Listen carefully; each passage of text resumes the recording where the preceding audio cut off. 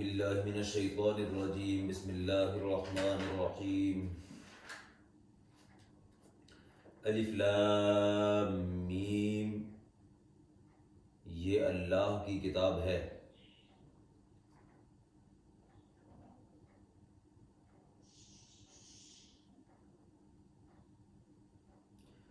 الف لام میم یہ اللہ کی کتاب ہے، اس میں کوئی شک نہیں، ہدایت ہے ان پرہیزگار لوگوں کے لیے جو غیب پر ایمان لاتے ہیں، نماز قائم کرتے ہیں، جو رزق ہم نے ان کو دیا ہے اس میں سے خرچ کرتے ہیں، جو کتاب تم پر نازل کی گئی ہے یعنی قرآن اور جو کتابیں تم سے پہلے نازل کی گئی تھی ان سب پر ایمان لاتے ہیں اور آخرت پر یقین رکھتے ہیں۔ ایسے لوگ اپنے رب کی طرف سے راہ راست پر ہیں اور وہی فلاح پانے والے ہیں۔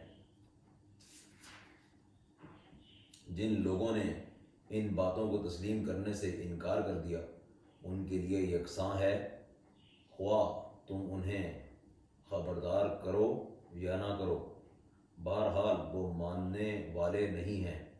اللہ نے ان کے دلوں اور ان کے کانوں پر مہر لگا دی ہے اور ان کی آنکھوں پر پردہ پڑ گیا ہے، وہ سخت سزا کے مستحق ہیں۔ بعض لوگ ایسے بھی ہیں جو کہتے ہیں کہ ہم اللہ پر اور آخرت کے دن پر ایمان لائے ہیں، حالانکہ در حقیقت مومن نہیں ہیں۔ وہ اللہ اور ایمان لانے والوں کے ساتھ دھوکہ بازی کر رہے ہیں، مگر دراصل وہ خود اپنے آپ ہی کو دھوکے میں ڈال رہے ہیں اور انہیں اس کا شعور نہیں۔ ان کے دلوں میں ایک بیماری ہے جسے اللہ نے اور زیادہ بڑھا دیا، اور جو جھوٹ وہ بولتے ہیں اس کی پاداش میں ان کے لیے دردناک سزا ہے۔ جب کبھی ان سے کہا گیا کہ زمین میں فساد برپا نہ کرو تو انہوں نے یہی کہا کہ ہم تو اصلاح کرنے والے ہیں، خبردار حقیقت میں یہی لوگ مفسد ہیں مگر انہیں شعور نہیں ہے۔ اور جب ان سے کہا گیا کہ جس طرح دوسرے لوگ ایمان لائے ہیں اسی طرح تم بھی ایمان لاؤ تو انہوں نے یہی جواب دیا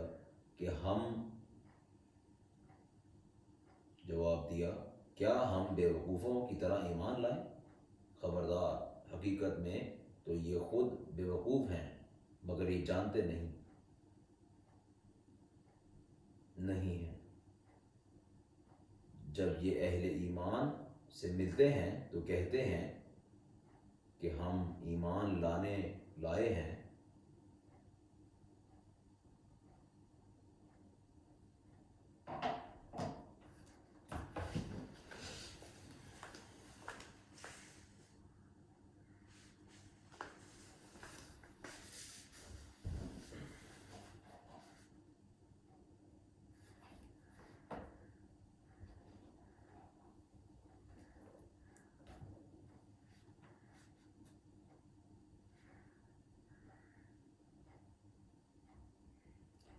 اور جب علیحدگی میں اپنے شیطانوں سے ملتے ہیں تو کہتے ہیں کہ اصل میں تو ہم تمہارے ساتھ ہیں اور ان لوگوں سے محض مذاق کر رہے ہیں۔ اللہ ان سے مذاق کر رہا ہے، وہ ان کی رسی دراز کیے جاتا ہے اور یہ اپنی سرکشی میں اندھوں کی طرح بھٹکتے چلے جاتے ہیں۔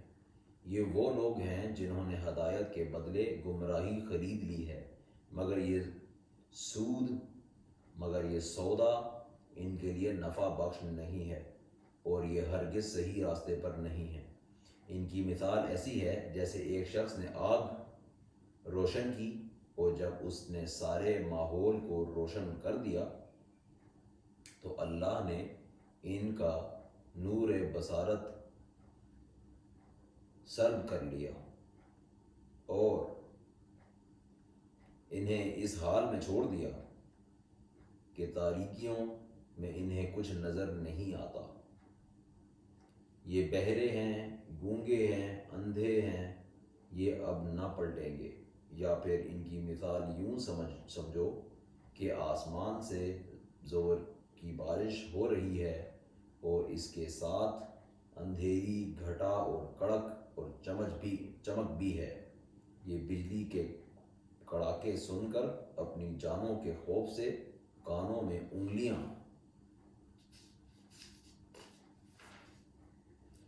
ٹھونسے لیتے ہیں، اور اللہ ان منکرین حق کو ہر طرف سے گھیرے میں لیے ہوئے ہے۔ چمک سے ان کی حالت یہ ہو رہی ہے کہ گویا عنقریب بجلی ان کی بصارت اچک لے جائے گی۔ جب ذرا کچھ روشنی انہیں محسوس ہوتی ہے تو اس میں کچھ دور چل لیتے ہیں، اور جب ان پر اندھیرا چھا جاتا ہے تو کھڑے ہو جاتے ہیں۔ اللہ چاہتا تو ان کی سماعت اور بصارت بالکل ہی سلب کر لیتا۔ یقیناً وہ ہر چیز پر قادر ہے۔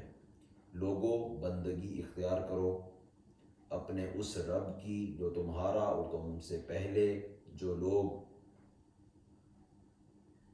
ہو گزرے ہیں ان سب کا خالق ہے۔ تمہارے بچنے کی توقع اسی صورت سے ہو سکتی ہے۔ وہی تو ہے جس نے تمہارے لیے زمین کا فرش بچھایا، آسمان کی چھت بنائی، اوپر سے پانی برسایا اور اس کے ذریعے سے ہر طرح کی پیداوار نکال کر تمہارے لیے رزق کے بہم پہنچایا۔ پس جب تم یہ جانتے ہو تو دوسروں کو اللہ کا مد مقابل نہ ٹھہراؤ، اور اگر تمہیں اس امر میں شک ہے کہ یہ کتاب جو ہم نے اپنے بندے پر اتاری ہے یہ ہماری ہے یا نہیں، تو اس کے مانند ایک ہی صورت بنا لو، اپنے سارے ہم نواؤں کو بلا لو، ایک اللہ کو چھوڑ کر باقی جس کی چاہو مدد لے لو۔ اگر تم سچے ہو تو یہ کام کر کے دکھاؤ، لیکن اگر تم نے ایسا نہ کیا اور یقیناً کبھی نہیں کر سکتے تو ڈرو اس آگ سے جس کا ایندھن بنیں گے انسان اور پتھر، جو مہیا کی گئی ہے منکرین حق کے لیے۔ اور اے پیغمبر، جو لوگ اس کتاب پر ایمان لے آئیں اور اس کے مطابق اپنے عمل درست کر لیں، انہیں خوشخبری دے دو کہ ان کے لیے ایسے باغ ہیں جن کے نیچے نہریں بہتی ہوں گی۔ ان باغوں کے پھل صورت میں دنیا کے پھلوں سے ملتے جلتے ہوں گے۔ جب کوئی پھل انہیں کھانے کو دیا جائے گا تو وہ کہیں گے کہ ایسے ہی پھل اس سے پہلے دنیا میں ہم کو دیے جاتے تھے۔ ان کے لیے وہاں پاکیزہ بیویاں ہوں گی اور وہ وہاں ہمیشہ رہیں گے۔ ہاں، اللہ اس سے ہرگز نہیں شرماتا کہ مچھر یا اس سے بھی حقیر تر کسی چیز کی تمثیلیں دے۔ جو لوگ حق بات کو قبول کرنے والے ہیں وہ انہی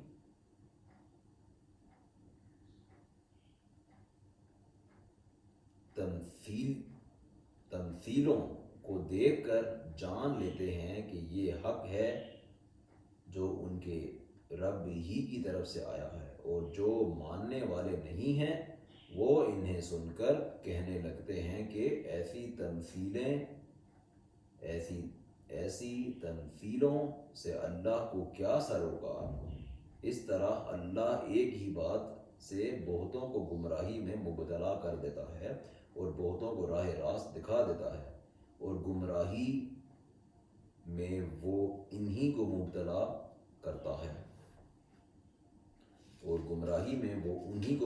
کرتا ہے جو فاسق ہیں، اللہ کے عہد کو مضبوط باندھ لینے کے بعد توڑ دیتے ہیں۔ اللہ نے جسے جوڑنے کا حکم دیا ہے اسے کاٹتے ہیں اور زمین میں فساد برپا کرتے ہیں۔ حقیقت میں یہی لوگ نقصان اٹھانے والے ہیں۔ تم اللہ کے ساتھ کفر کا رویہ کیسے اختیار کرتے ہو حالانکہ تم بے جان تھے؟ اس نے تم کو زندگی عطا کی، پھر وہی تمہاری جان سلب کرے گا، پھر وہی تمہیں دوبارہ زندگی عطا کرے گا، پھر اسی کی طرف تمہیں پلٹ کر جانا ہے۔ وہی تو ہے جس نے تمہارے لیے زمین کی ساری چیزیں پیدا کی، پھر اوپر کی طرف توجہ فرمائی اور 7 آسمان استوار کیے، اور وہ ہر چیز کا علم رکھنے والا ہے۔ پھر ذرا اس وقت کا تصور کرو جب تمہارے رب نے فرشتوں سے کہا تھا کہ میں زمین میں ایک خلیفہ بنانے والا ہوں۔ انہوں نے عرض کیا، کیا آپ زمین میں کسی ایسے کو مقرر کرنے والے ہیں جو اس کے انتظام کو بگاڑ دے گا اور خون ریزیاں کرے گا؟ آپ کی حمد و ثنا کے ساتھ تسبیح اور آپ کے لیے تقدیس تو ہم کر ہی رہے ہیں۔ فرمایا، میں جانتا ہوں جو کچھ تم نہیں جانتے۔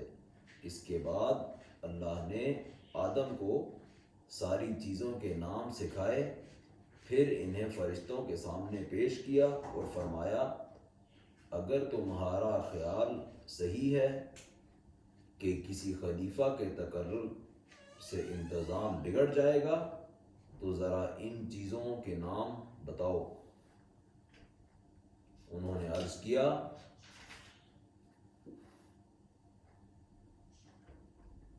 نقص سے پاک تو آپ ہی کی ذات ہے، ہم تو بس اتنا ہی علم رکھتے ہیں جتنا آپ تعالی نے ہم کو دے دیا ہے۔ حقیقت میں سب کچھ جاننے اور سمجھنے والا آپ کے سوا کوئی نہیں۔ پھر اللہ نے آدم سے کہا، تم انہیں ان چیزوں کے نام بتاؤ۔ جب اس نے ان کو ان سب کے نام بتا دیے تو اللہ نے فرمایا، میں نے تم سے کہا نہ تھا کہ میں آسمانوں اور زمین کی وہ ساری حقیقتیں جانتا ہوں جو تم سے مخفی ہیں؟ جو کچھ تم ظاہر کرتے ہو وہ بھی مجھے معلوم ہے، اور جو کچھ تم چھپاتے ہو اسے بھی میں جانتا ہوں۔ پھر جب ہم نے فرشتوں کو حکم دیا کہ آدم کے آگے جھک جاؤ تو سب جھک گئے مگر ابلیس نے انکار کیا۔ وہ اپنی بڑائی کے گھمنڈ میں پڑ گیا اور نافرمانوں میں شامل ہو گیا۔ پھر ہم نے آدم سے کہا کہ تم اور تمہاری بیوی دونوں جنت میں رہو اور یہاں بفراغت جو چاہو کھاؤ، مگر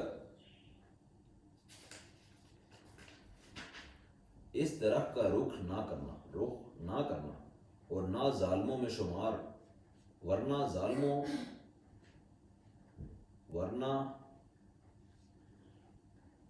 ظالموں میں شمار ہوگے۔ آخرکار شیطان نے ان دونوں کو اس درخت کی ترغیب دے کر ہمارے حکم کی پیروی سے ہٹا دیا اور انہیں اس حالت سے نکلوا کر چھوڑا جس میں وہ تھے، اور ہم نے حکم دیا کہ اب تم سب یہاں سے اتر جاؤ، تم ایک دوسرے کے دشمن ہو اور تمہیں ایک خاص وقت تک زمین میں ٹھہرنا اور وہیں گزر بسر کرنا ہے۔ اس وقت آدم نے اپنے رب سے چند کلمات سیکھ کر توبہ کی، جس کو اس کے رب نے قبول کر لیا کیونکہ وہ بڑا معاف کرنے والا اور رحم فرمانے والا ہے۔ ہم نے کہا کہ تم سب یہاں سے اتر جاؤ، پھر جو میری طرف سے کوئی ہدایت تمہارے پاس پہنچے گی تو جو لوگ میری اس ہدایت کی پیروی کریں گے ان کے لیے کسی خوف اور رنج کا موقع نہ ہوگا، اور جو اس کو قبول کرنے سے انکار کریں گے اور ہماری آیات کو جھٹلائیں گے وہ آگ میں جانے والے لوگ ہیں جہاں وہ ہمیشہ رہیں گے۔ اے بنی اسرائیل، ذرا خیال کرو میری اس نعمت کا جو میں نے تم کو عطا کی تھی۔ میرے ساتھ تمہارا جو عہد تھا اسے تم پورا کرو۔ تو میرا جو عہد تمہارے ساتھ تھا اسے میں پورا کروں اور مجھ ہی سے تم ڈرو۔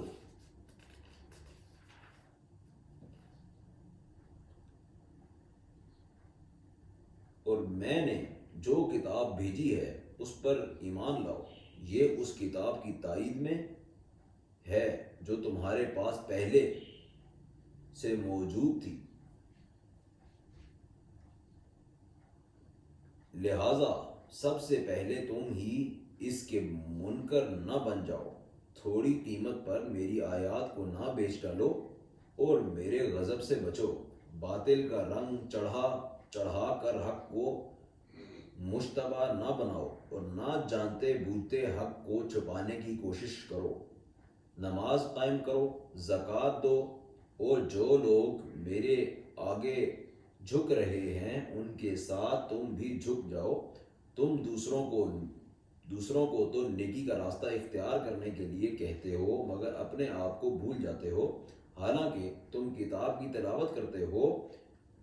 کیا تم عقل سے بالکل ہی کام نہیں لیتے؟ صبر اور نماز سے مدد لو۔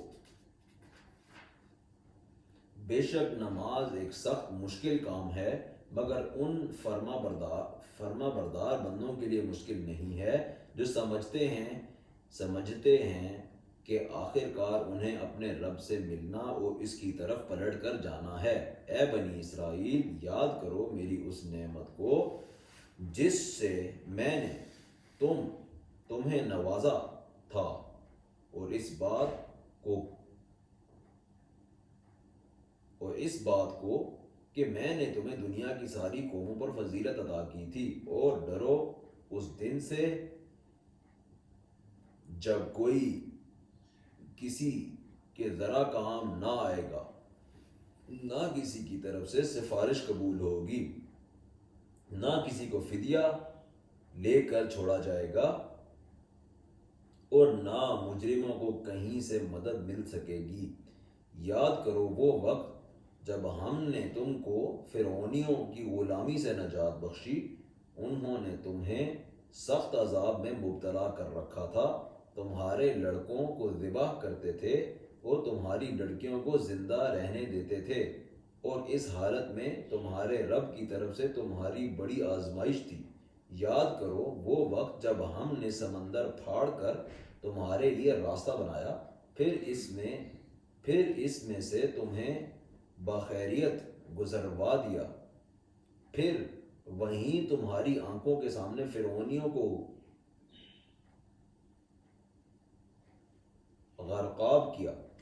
یاد کرو جب ہم نے موسیٰ کو 40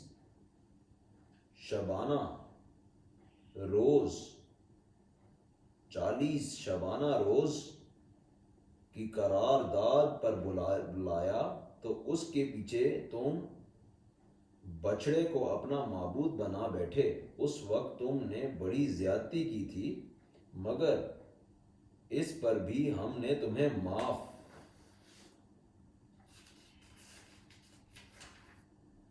کر دیا کہ شاید اب تم شکر گزار بنو۔ یاد رکھو کہ ٹھیک اس وقت جب تم یہ ظلم کر رہے تھے ہم نے موسیٰ کو کتاب اور فرقان عطا کی تاکہ تم اس کے ذریعے سے سیدھا راستہ پا سکو۔ یاد کرو جب موسیٰ یہ نعمت لیے ہوئے پلٹا تو اس نے اپنی قوم سے کہا کہ لوگو تم نے بچھڑے کو معبود بنا کر اپنے اوپر سخت ظلم کیا ہے، لہذا تم لوگ اپنے خالق کے حضور توبہ کرو اور اپنی جانوں کو ہلاک کرو۔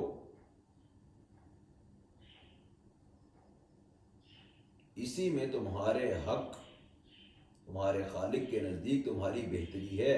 اس وقت تمہارے خالق نے تمہاری توبہ قبول کر لی کہ وہ بڑا معاف کرنے والا اور رحم فرمانے والا ہے۔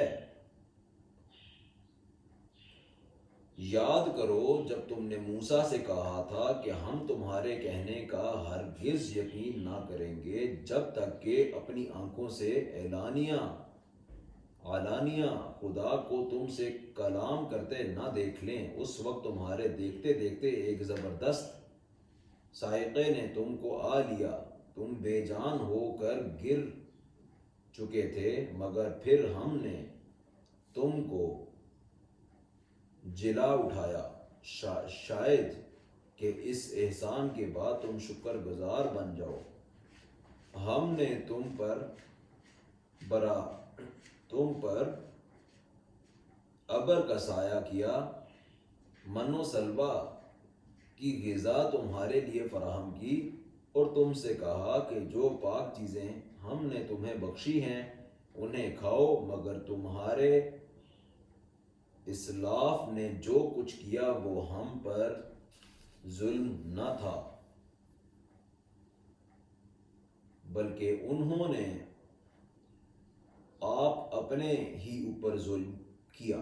پھر یاد کرو جب ہم نے کہا تھا کہ یہ بستی جو تمہارے سامنے ہے اس میں داخل ہو جاؤ، اس کی پیداوار جس طرح چاہو مزے سے کھاؤ، مگر بستی کے دروازے میں سجدہ ریز ہوتے ہوئے داخل ہونا اور کہتے جانا حطۃ ہم تمہاری خطاؤں سے درگزر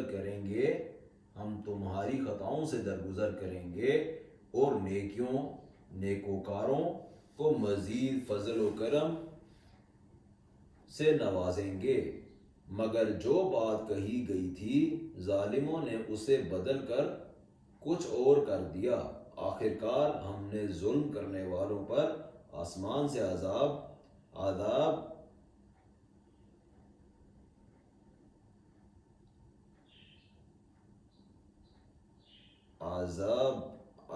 نازل کیا، یہ سزا تھی ان نافرمانیوں کی جو وہ کر رہے تھے۔ یاد کرو جب موسیٰ علیہ السلام نے اپنی قوم کے لیے پانی کی دعا کی تو ہم نے کہا کہ فلاں چٹان پر اپنا عصا مارو، چنانچہ اس سے 12 چشمے پھوٹ نکلے، اور ہر قبیلے نے جان لیا کہ کون سی جگہ اس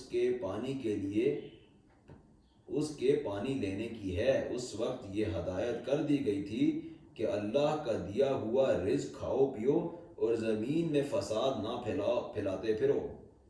یاد کرو جب تم نے کہا تھا کہ اے موسیٰ ہم ایک ہی طرح کے کھانے پر صبر نہیں کر سکتے، اپنے رب سے دعا کرو کہ ہمارے لیے زمین کی پیداوار، ساگ، ترکاری، کھیرا، ککڑی،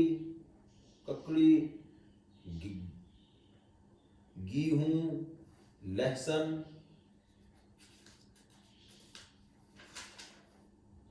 پیاز، دال وغیرہ پیدا کرے۔ تو موسیٰ نے کہا کیا ایک بہتر چیز کے بجائے تم ادنا درجے کی چیزیں لینا چاہتے ہو؟ اچھا کسی شہری آبادی میں جا رہو، جو کچھ تم مانگتے ہو وہاں مل جائے گا۔ آخرکار نوبت یہاں تک پہنچی کہ ذلت و خواری و پستی و بدحالی ان پر مسلط ہو گئی اور وہ اللہ کے غضب میں گھر گئے۔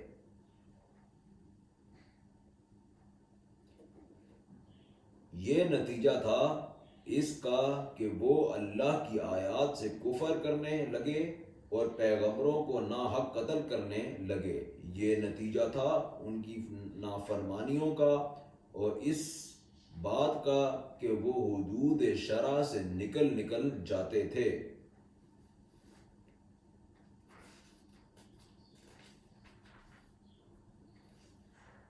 یقین جانو کہ نبی عربی کو ماننے والے ہوں یا یہودی، عیسائی ہوں یا سابی، جو بھی اللہ اور روز آخر پر ایمان لائے گا اور نیک عمل کرے گا، اس کا اجر اس کے رب کے پاس ہے اور اس کے لیے کسی خوف و رنج کا موقع نہیں ہے۔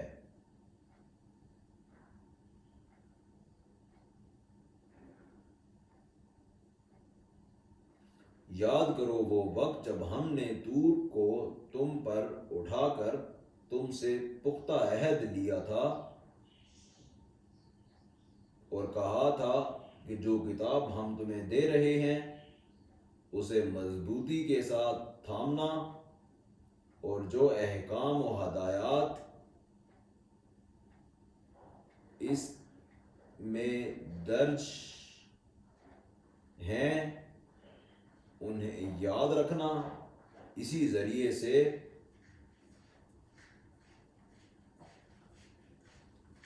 توقع کی جا سکتی ہے کہ تم تقویٰ کی روش پر چل سکو گے، مگر اس کے بعد تم اپنے عہد سے پھر گئے۔ اس پر بھی اللہ کے فضل اور اس کی رحمت نے تمہارا ساتھ نہ چھوڑا، ورنہ تم کبھی کے تباہ ہو چکے ہوتے۔ پھر تمہیں اپنی قوم کے ان لوگوں کا قصہ تو معلوم ہی ہے جنہوں نے سبت کا قانون توڑا تھا۔ ہم نے انہیں کہہ دیا کہ بندر بن جاؤ اور اس حال میں رہو کہ ہر طرف سے تم پر دھدکار پھٹکار پڑے۔ اس طرح ہم نے ان کے انجام کو اس زمانے کے لوگوں اور بعد کی آنے والی نسلوں کے لیے عبرت اور ڈرنے والوں کے لیے نصیحت بنا کر چھوڑ دیا۔ پھر وہ واقعہ یاد کرو جب موسیٰ نے اپنی قوم سے کہا کہ اللہ تمہیں ایک گائے ذبح کرنے کا حکم دیتا ہے۔ کہنے لگے کیا تم ہم سے مذاق کرتے ہو؟ موسیٰ علیہ السلام نے کہا میں اس سے خدا کی پناہ مانگتا ہوں کہ جاہلوں کی سی باتیں کروں۔ بولے اچھا، اپنے رب سے درخواست کرو کہ وہ ہمیں اس گائے کی کچھ تفصیل بتائے۔ موسیٰ علیہ السلام نے کہا کہ اللہ کا ارشاد ہے کہ وہ ایسی گائے ہونی چاہیے جو نہ بوڑھی ہو نہ بچیا، بلکہ اوسط عمر کی ہو، لہذا جو حکم دیا جاتا ہے اس کی تعمیل کرو۔ پھر کہنے لگے اپنے رب سے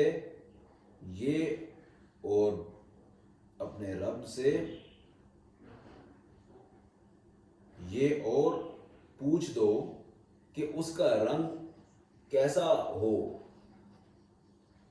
موسیٰ علیہ السلام نے کہا وہ فرماتا ہے زرد رنگ کی گائے ہونی چاہیے جس کا رنگ ایسا شوخ ہو کہ دیکھنے والوں کا جی خوش ہو جائے۔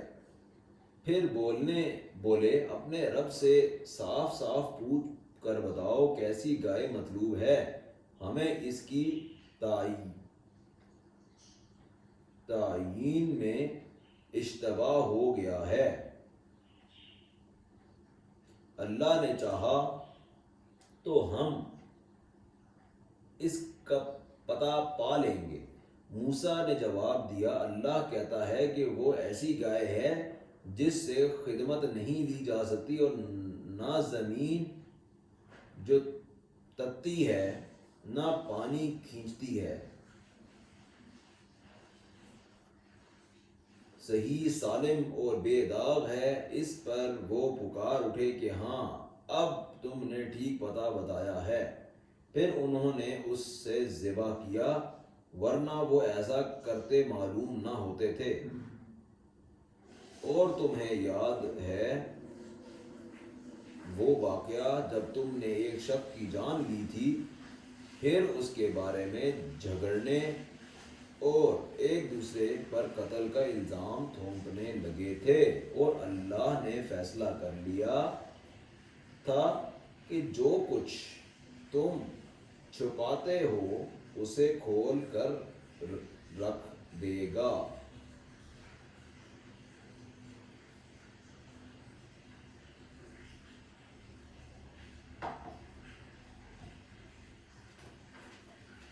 اس وقت ہم نے حکم دیا کہ مقتول کی لاش کو اس کے ایک حصے سے ضرب لگاؤ، دیکھو اس طرح اللہ مردوں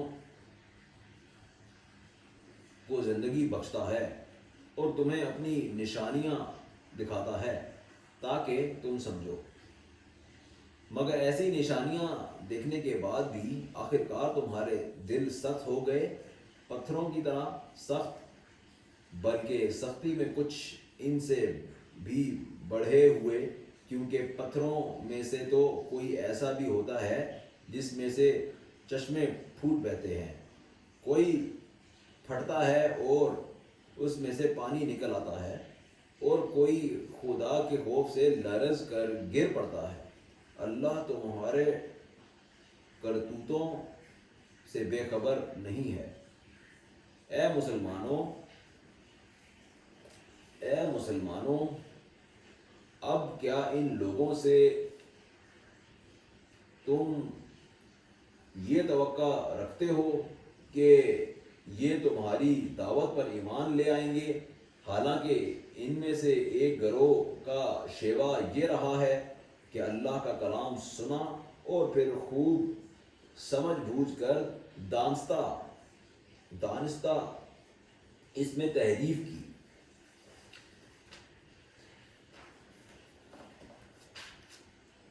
محمد صلی اللہ علیہ وسلم رسول اللہ پر ایمان لانے والوں سے ملتے ہیں تو کہتے ہیں کہ ہم بھی انہیں مانتے ہیں، اور جب آپس میں ایک دوسرے سے تخلیے کی بات چیت ہوتی ہے تو کہتے ہیں کہ بیوقوف ہو گئے ہو، ان لوگوں کو وہ باتیں بتاتے ہو جو اللہ نے تم پر کھولی ہیں تاکہ تمہارے رب کے پاس تمہارے مقابلے میں انہیں حجت میں پیش کریں۔ اور کیا یہ جانتے نہیں ہیں کہ جو کچھ یہ چھپاتے ہیں اور جو کچھ یہ ظاہر کرتے ہیں اللہ کو سب باتوں کی خبر ہے۔ ان میں سے ایک دوسرا گروہ امیوں کا ہے جو کتاب کا تو علم رکھتے نہیں، بس اپنی بے بنیاد امیدوں اور آرزوؤں کو لیے بیٹھے ہیں اور محض وہم و گمان پر چلے جا رہے ہیں، بس ہلاکت اور تباہی ہے ان لوگوں کے لیے جو اپنے ہاتھوں سے شرع کا نوشہ لکھتے ہیں، پھر لوگوں سے کہتے ہیں کہ یہ اللہ کے پاس سے آیا ہوا ہے تاکہ اس کے معاوضے میں تھوڑا سا فائدہ حاصل کر لیں۔ ان کے ہاتھوں پر کا یہ لکھا بھی ان کے لیے تباہی کا سامان ہے اور ان کی یہ کمائی بھی ان کے لیے موجب ہلاکت۔ وہ کہتے ہیں کہ دوزخ کی آگ ہمیں ہرگز چھونے والی نہیں، الا یہ کہ چند روز کی سزا مل جائے گی تو مل جائے۔ ان سے پوچھو کیا تم نے اللہ سے کوئی عہد لے لیا ہے جس کی خلاف ورزی وہ نہیں کر سکتا؟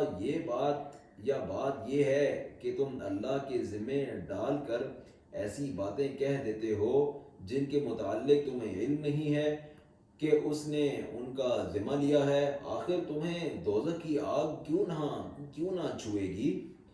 جب بھی بدی کمائے گا اور اپنی خطا کاری کے چکر میں پڑا رہے گا، وہ دوزخی ہے اور دوزخ ہی میں ہمیشہ رہے گا، اور جو لوگ ایمان لائیں گے اور نیک عمل کریں گے وہی جنتی ہیں۔ اور جنت میں وہ ہمیشہ رہیں گے۔ صدق اللہ العظیم۔